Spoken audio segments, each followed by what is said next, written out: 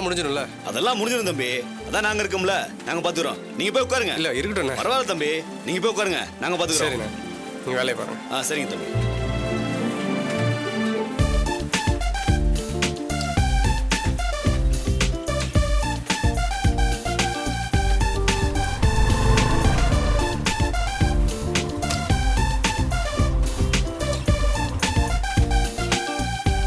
என்னடா ஏதோ ஆர்டர் விஷயமா போனா என்னாச்சு?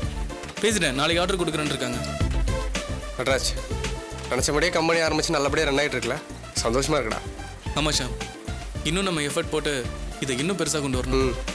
அப்புறம் உங்ககிட்ட காட்ட மறந்துட்டேன், இதை முந்தானத்து ஆர்டரோட காப்பி. இதை டேய், உங்ககிட்ட கொஞ்சம் பேசணுமா?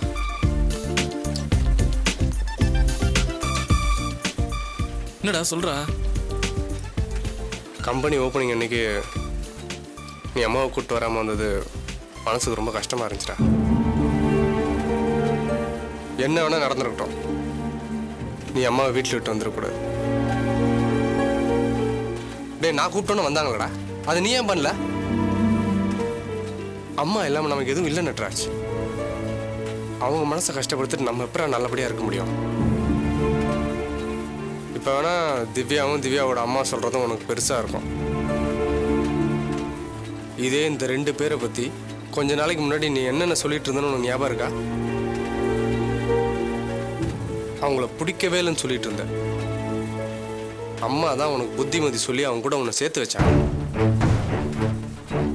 டே, கம்பெனி ஓப்பனிங் அன்னைக்கு திவ்யாவும் திவ்யாவோட அம்மாவும் நடந்துக்கிட்டது நல்ல விதமாக இல்லைடா. அன்றைக்கே இதை பற்றி சொல்ல வேணாம் தான் வெயிட் பண்ணி நான் இப்போ பேசுகிறேன். பேசி முடிச்சிட்டியா?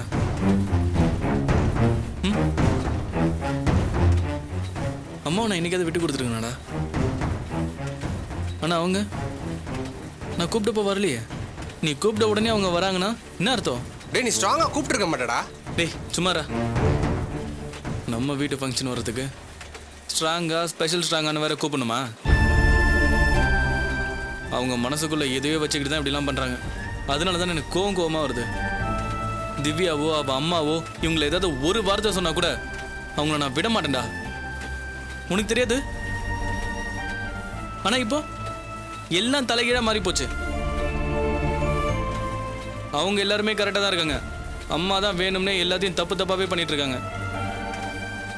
அவங்க தப்பு பண்ணப்போ நான் அவங்களை கண்டிச்சேன். இப்போ அம்மா தப்பு பண்றாங்க, இப்போ இவங்களை கண்டிக்கிறேன். என்னை பொறுத்த வரைக்கும் நான் ரொம்ப கரெக்டாக இருக்கேன்டா. டேய், நான் அதுக்கு சொல்லடா. அன்னைக்கு திவ்யாவும் திவ்யாவோட அம்மாவும் நடந்துக்கிட்டதை பற்றி ராஜி கூட பாரிஷாம், திவ்யா சொன்னான்னு சொல்லி நான் உன்னையவோ, ராஜி சொன்னான்னு சொல்லி நீ என்னையவோ 2 பேருமே யார் பற்றியும் கேட்க வேணாம். அது பொம்பளைங்களோட சண்டை, அதை நம்ம கண்டுக்காம விட்டுருவோம். இதை பாரிஷாம், வீட்டு பிரச்சனை பற்றி நம்ம கம்பெனியில் பேசாமல் இருக்கிறதா நம்ம 2 பேருக்குமே நல்லது.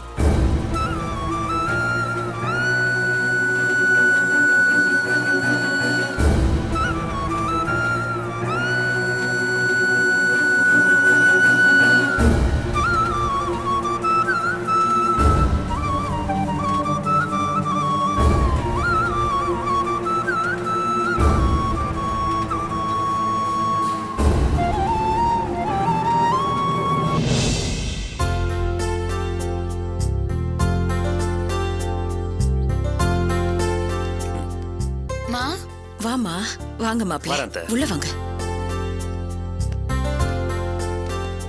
வாங்க உட்காருங்க மாப்பிள்ளை, உட்காருமா.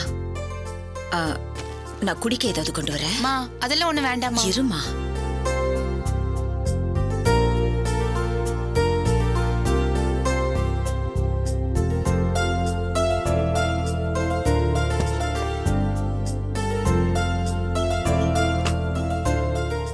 இந்த பாப்பா மோர் எடுத்துக்க. யார் வந்திருக்கான்னு பாத்தியா? யாரு? நாத்தனாலும் நாத்தனா புருஷனும் வந்திருக்காவ. உங்க நாத்தனார் ஏன் இங்க வந்தாங்க? சாக்கு, ஆனா இது சிரிக்கிற நேரம் இல்ல, சீரியஸா இருக்கிற நேரம். வந்திருக்கிறது உன் நாத்தனார்.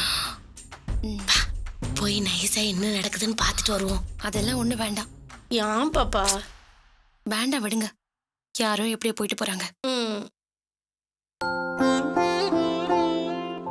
இந்தாங்க மாப்பிள்ளை. எதுக்குங்க தேவையெல்லாம்? குடிங்க மாப்பிள்ளை. இந்தம்மா. அம்மா, பாட்டி எங்க? பாட்டியும் சூர்யாவும் கோயிலுக்கு போயிருக்காங்க. நட்ராஜ் கம்பெனிக்கு போயிருக்கான். திவ்யா இருக்காளா? உள்ள இருக்காமா. திவ்யா கூப்பிடுறா. திவ்யா கொஞ்சம் வாயே. வாங்க அண்ணி, வாங்க. என்னங்க திவ்யா, இது உனக்கும் நடராஜுக்கும் பிடிச்சிருக்கான்னு பார்த்து சொல்லு.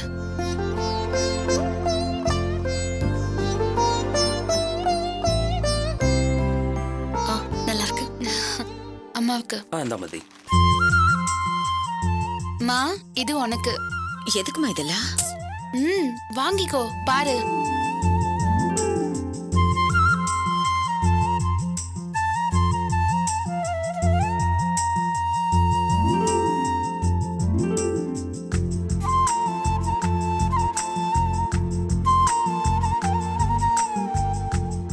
என்னம்மா, உனக்காக உன் மாப்பிள்ளை தான் இந்த புடவை செலக்ட் பண்ணாரு. ஆமாங்க அத்தை, உங்க பேரப்புள்ள காது குத்துக்கு நீங்க பட்டு புடவை தான் கட்டணும்னு நான் தான் அடம் பிடிச்சி எடுத்தேன்.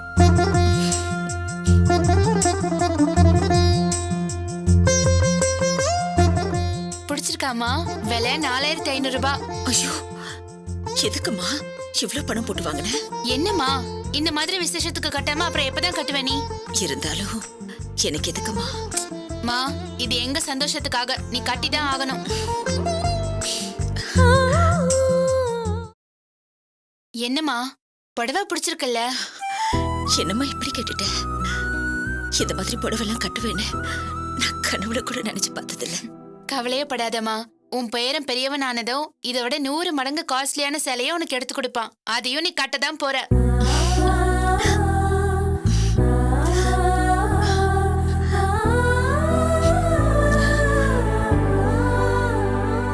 அம்மா அழாதம்மா. இவ்ளோ கஷ்டத்துலயும் நீ பாட்டி நல்லபடியா பாத்துக்கல. உனக்கு 3 பிள்ளைங்க இருக்கும். உன்னை நல்லபடியா நாங்க பாத்துப்போமா.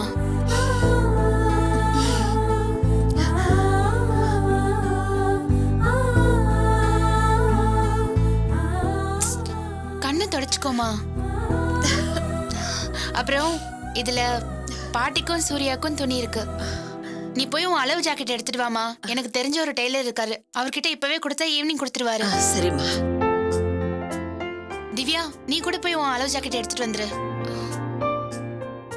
என்ன திவ்யா, சீக்கிரம் போ, டைம் ஆகுதுல்ல.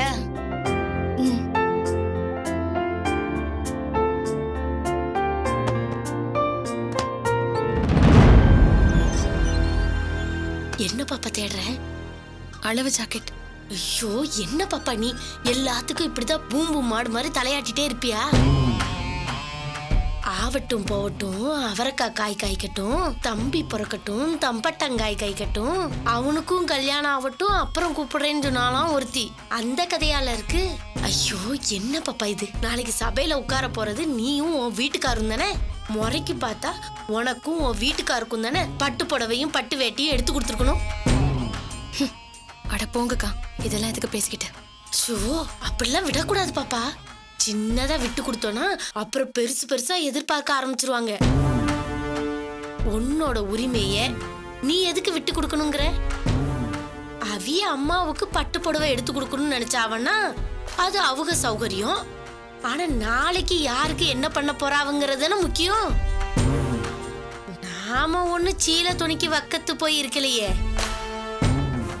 நீ எடுத்து கொடுத்த துணிய அந்த அம்மா மூஞ்சி கொடுத்து கூட பார்க்கலன்னு சொல்லி நீ தானே வருத்தப்பட்ட. ஆமாக்கா, நாங்க எடுத்து கொடுத்த துணியை சரியா கூட பார்க்கல. இவங்க கொடுத்த துணியை பார்த்துட்டு அப்படியே கண் கலங்கி ஃபீலிங்க கொட்டுறாங்க. ஏன்னா இவிய பட்டு புடவெல்லாம் எடுத்து கொடுத்துருக்காவ. என்ன பெரிய பட்டு புடவை? எங்க கல்யாணத்துக்கு பாதி நைட்ல போய் 15000 ரூபாய்க்கு பட்டு புடவை எடுத்து கொடுத்தோம். அது பெருசு இல்லையா அவங்களுக்கு? ரொம்ப தான் பண்றாங்க. இப்போ புரியுதா பாப்பா? நம்ம விஷயத்தை நாம விட்டு கொடுக்க கூடாது. இப்ப என்னக்கா பண்ணலான்றீங்க? இந்த புடவைய நாளைக்கு கட்டக்கூடாது. அதுக்கு இதே கலர்ல என்கிட்ட பிளவுஸ் இருக்கு அப்படின்னு போய் சொல்லிரு. நாளைக்கு அந்த பிளவுஸ் காணாம போயிடுச்சுன்னு சொல்லி சமாளிச்சுக்கலாம். அவங்க எடுத்து கொடுத்த அந்த பீத்த சேலையை கட்டிக்கிட்டு நீ சபையில இருக்கிறதுக்கு பதிலா உன்கிட்ட இருக்கிற சேலையை கட்டிக்கிட்டு கௌரவமா உட்காரு. என்ன சொல்ற? கரெக்டுக்கா. ம் போ போய் சொல்லி இருக்குன்னு.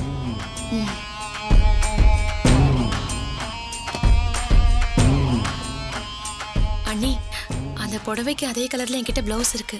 அதுக்காக ஃபங்க்ஷன் அன்னைக்கு பழசியா போட்டுக்குவ. போ திவ்யா, போய் எடுத்துட்டு வா. பரவாயில்ல அண்ணி. என்ன திவ்யா இவ்ளோ சொல்றேன்ல, போய் எடுத்துட்டு வா. அங்க என்ன பாத்துட்டு இருக்க?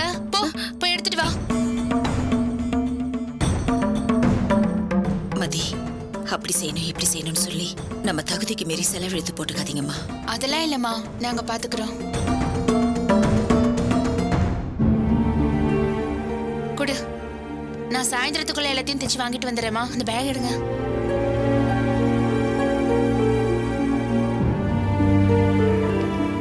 சரிம்மா, வரோம். சரிம்மா. சரி தா, வரேன் வரேன். திவ்யா. வாங்க அண்ணி. வரேன். வாங்கண்ணா.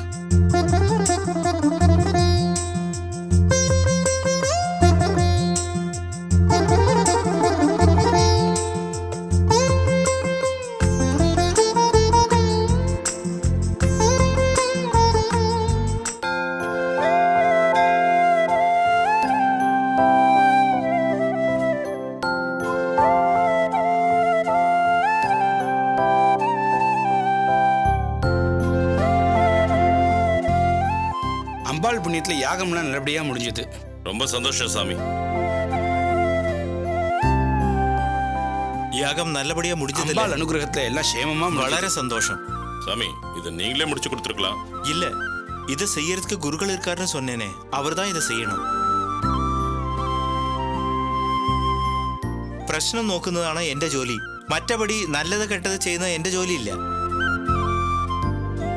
நீங்க சொல்லிட்டா சரிதான். എല്ലാത്തെയും ഗുരുക്കൾ കിட்ட വിളക്കമായി പറഞ്ഞിരുന്നു. ரொம்ப நன்றிங்க. വിഷമിക്കണ്ട. കഷ്ടകാലം എന്ന് പറയുന്നത് എല്ലാവർക്കും വരുന്നതാണ്. അതിനെ ഒതുക്കിയോ വിലക്കിയോ വെക്കാൻ പറ്റില്ല. അതിന്റെ പവർ വേണമെങ്കിൽ കൺട്രോൾ பண்ணலாம். ഇതെല്ലാം നിങ്ങളുടെ മുന്നോർകൾ ചെയ്ത ഊഴ്പയ്യൻ കർമ്മവിന. അതാണ് ഇപ്പൊ കെട്ട നേരമായിട്ട് മാറി നിങ്ങളെ തുറത്തുന്നത്. നാമ ചെയ്ത പാപം താ നമ്മുടെ അടുത്ത സന്തതികൾക്ക് കെട്ട നേരമായിട്ട് മാറുന്നത്. நல்லதுக்கு பேரு தான் கடவுள், கெட்டதிന്റെ பேரு சைத்தான். நல்லது செய்ய செய்ய கடவுள் നിങ്ങളെ തലമേലെ തൂക്കി വെച്ച് കൊണ്ടാടും. കെട്ടത് ചെയ്യ ചെയ്യ സാത്താൻ നിങ്ങളുടെ തലമേലെ ഏറി നിപ്പാൻ. നിങ്ങളുടെ മുന്നോർ ചെയ്ത പാപത്തിന്റെ പരിഹാരമായിട്ട് ഈ യാഗത്തിന് നിങ്ങൾ ചെയ്തിട്ടുണ്ട്. ഇത് ചെയ്തു മുടിച്ചതുകൊണ്ട് ഉങ്ക കുടുംബത്തിലെ ഒരു നല്ല മാറ്റത്തിനെ പാക്കലാം. നിങ്ങൾക്ക് പ്രശ്നം பார்த்ததுனால ഞാൻ നേരിൽ வந்து விசாரிக்கிறேன். ആർക്കായാലും ഞാൻ இப்படித்தான் செய்வேன். ரொம்ப நன்றிங்க சாமி. அப்ப ഞാൻ വരട്ടെ.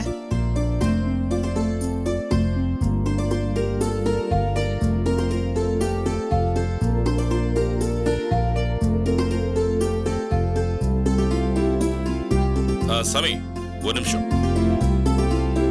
இந்த பில்லி சூனியம் வைக்கிற ஆளை பத்தி கேட்டிருந்தேன். இல்ல சாமி, அவன் குடைச்சல் தாங்க முடியல.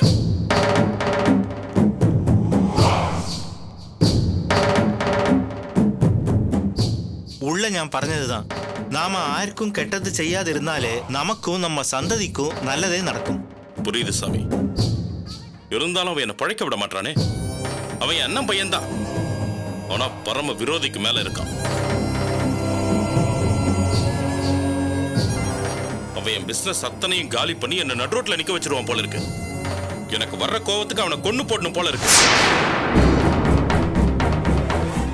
எதுக்கு அந்த பாவம்னு சொல்லிதான் அவனுக்கு கை கால் விளங்காத மாதிரி பண்ணா போதுன்னு நினைக்கிறேன்.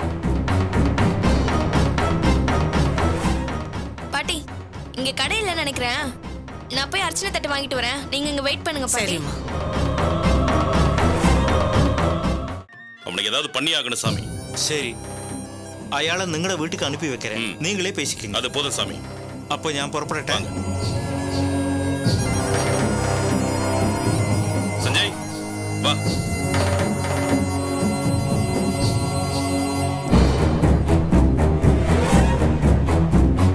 வாங்க போலாம்.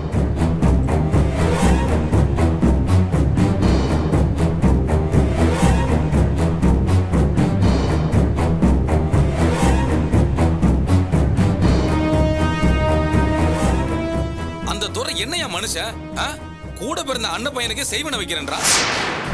பணம் காசு இருக்குங்கிறதுக்காக என்ன வேணும்னாலும் செய்யலாமா? அந்த அறிவு இருந்தா இவ்வளவு பணம் எப்படி சம்பாரிச்சிருக்க முடியும்? இருக்கட்டும், எவ்வளவு வச்சிருந்து என்ன பிரயோஜனம்? அதை அவன் பிள்ளைங்க அனுபவிக்க வேணாம். அதெல்லாம் அவன் நல்லா தான் இருக்காங்க. நீ வேற வெள்ளி சூனியனா சாதாரண விஷயம்னு நினைச்சியா? கெட்ட பைய சமாச்சாரம் அது. கொஞ்சம் பெசகுனாலும் வெச்சவன் மேலேயே திருப்பிக்கும். அவன் குடும்பத்தை உண்டு இல்லைன்னு ஆக்கிடும். இதெல்லாம் தெரியாம ஆட்டம் போட்டுக்கிட்டு இருக்கான். சரி வா வா.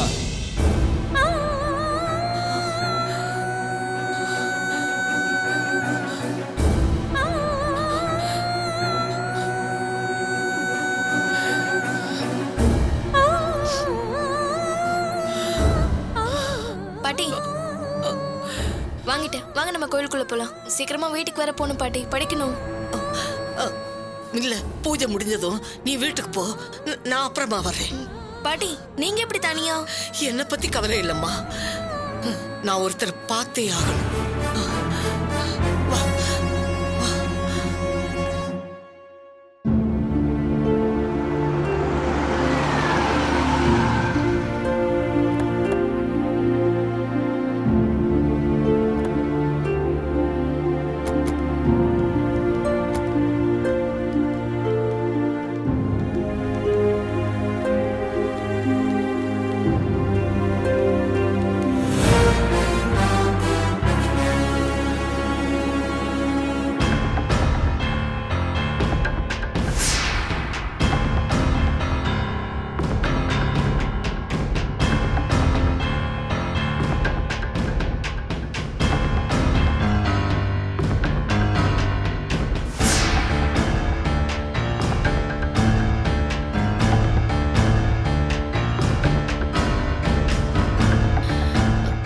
நித்யா, ஏ நித்யா, என்னடி என்னாச்சு? ஏன் இப்படி இருக்க? எப்ப வந்த நீ?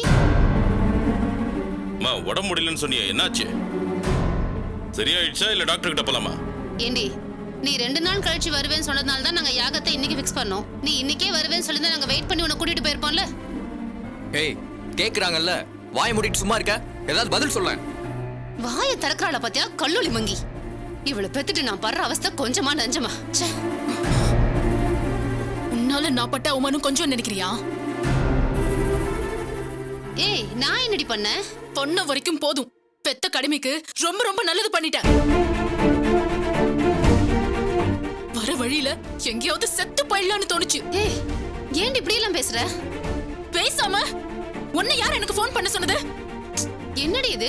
வெளியூருக்கு போன பொண்ணு அங்க வாந்தி எடுத்து உடம்பு சரியில்லாம கிடந்தா என்ன ஏதுன்னு ஃபோன் பண்ணி கேட்க மாட்டாங்களா? அதுக்கு உடம்பு எப்படி இருக்குன்னு கேட்டதோட நிப்பாட்டி இருக்கணும்.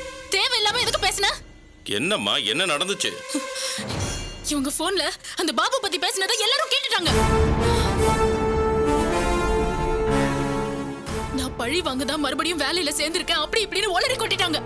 அதெல்லாம் அந்த பாபு லவுட் ஸ்பீக்கர் ஆன் பண்ணி கேட்டுட்டான்.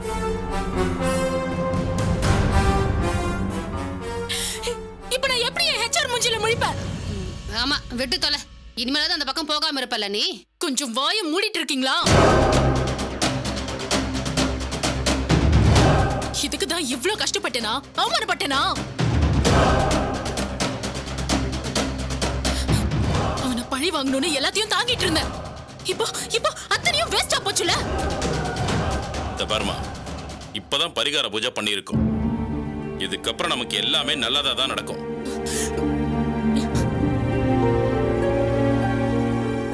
இதுக்காக தான் நான் உன்னை போவேனான்னு தலையால அடிச்சுக்கிட்டேன்.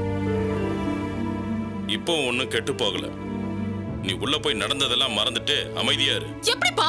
இல்லனா உனக்காக நான் அந்த பையனை வெட்டி போட்டுட்டு ஜெயிலுக்கு போறேன்.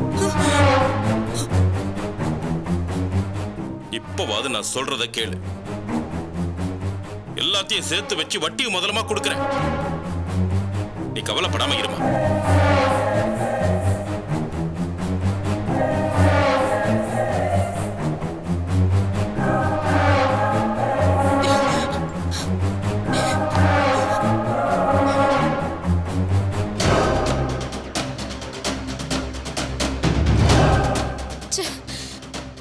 எப்ப அந்த சாக்கடையில கால் வச்சாலும் அப்பவே என் பொண்ணு வாழ்க்கை நரகமா போச்சு.